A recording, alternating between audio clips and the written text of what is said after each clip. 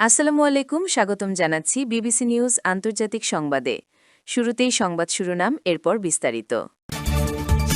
ইরানের গলা টিপে ধরেছে ইসরায়েল, নেতানিয়াহু। যুক্তরাষ্ট্র ও ইরানকে ফের আলোচনায় ফেরার আহ্বান অস্ট্রেলিয়ার। ইসলামাবাদ থেকে খালি হাতে ফিরছে যুক্তরাষ্ট্র, ইরান। দর্শক, এতক্ষণ শুনছিলেন সংবাদ শিরোনাম। এখন বিস্তারিত। আপনি যদি ইসরায়েলের ধ্বংস চান এবং মুসলিমদের পাশে থাকেন, তাহলে ভিডিওতে লাইক করে চ্যানেলটি অবশ্যই সাবস্ক্রাইব করে দিবেন এবং আপনার মূল্যবান মতামত অবশ্যই কমেন্টে লিখে জানিয়ে দিবেন। এখন বিস্তারিত। ইরানের গলা টিপে ধরেছে ইসরায়েল। নেতানিয়াহু ইসরায়েলের প্রধানমন্ত্রী বেনিয়ামিন নেতানিয়াহু এক ভিডিও বার্তায় বলেছেন, ইরানের বিরুদ্ধে অভিযান শেষ হয়নি। তবে তিনি দাবি করেছেন, আমরা এরই মধ্যে স্পষ্টভাবে বলতে পারি, আমরা ঐতিহাসিক সাফল্য পেয়েছি।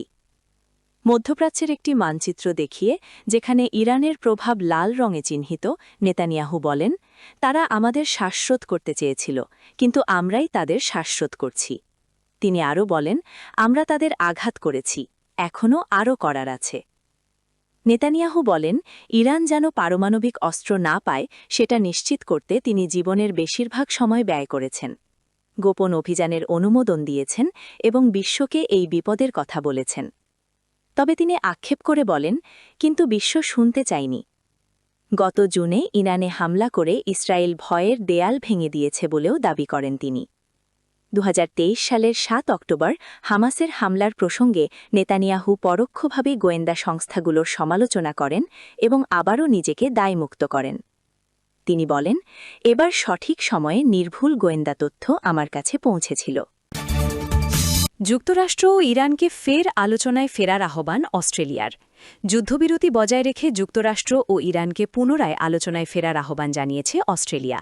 দেশটির পররাষ্ট্রমন্ত্রী পেনি ওয়াং এক বিবৃতিতে এই আহ্বান জানান। অস্ট্রেলিয়ার গণমাধ্যমে প্রকাশিত এক বিবৃতিতে ওয়াং বলেন, ইসলামাবাদে যুক্তরাষ্ট্র ও ইরানের মধ্যে হওয়া আলোচনা কোনো সমঝোতা ছাড়াই শেষ হওয়ায় আমরা হতাশ। এখন সবচেয়ে গুরুত্বপূর্ণ হল যুদ্ধবিরতি বজায় রাখা এবং আবার আলোচনায় ফিরে যাওয়া। আমরা দ্রুত এই সংঘাতের সমাধান দেখতে চাই। তিনি সতর্ক করে বলেন, সংঘাত আরও বাড়লে মানবিক ক্ষতি অনেক বেড়ে যাবে এবং এর প্রভাব বিশ্ব অর্থনীতিতেও পড়বে। ইসলামাবাদ থেকে খালি হাতে ফিরছে যুক্তরাষ্ট্র, ইরান।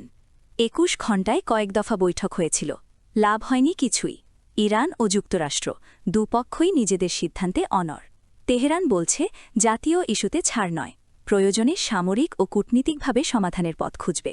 যুক্তরাষ্ট্র নাখুশ তাদের দাবি পূরণ না হওয়ায়। তবে ইরান দাবি করছে, অর্ধপৃথিবী ঘুরে আসা যুক্তরাষ্ট্র খালি হাতে ফিরছে।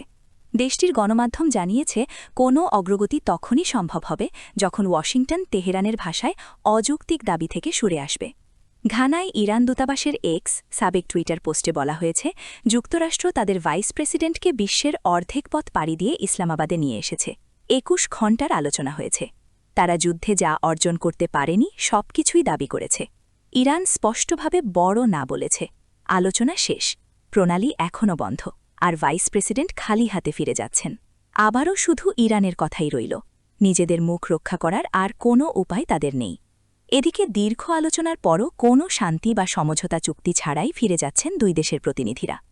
তবে আলোচনা থেকে বেরিয়ে যাওয়ার অজুহাত খুঁজছিল যুক্তরাষ্ট্র, এমন দাবি ইরানের। ইরানি প্রতিনিধি দলের সূত্রের বারাত দিয়ে দেশটির সংবাদ মাধ্যম ফার্স নিউজ জানিয়েছে এমন তথ্য।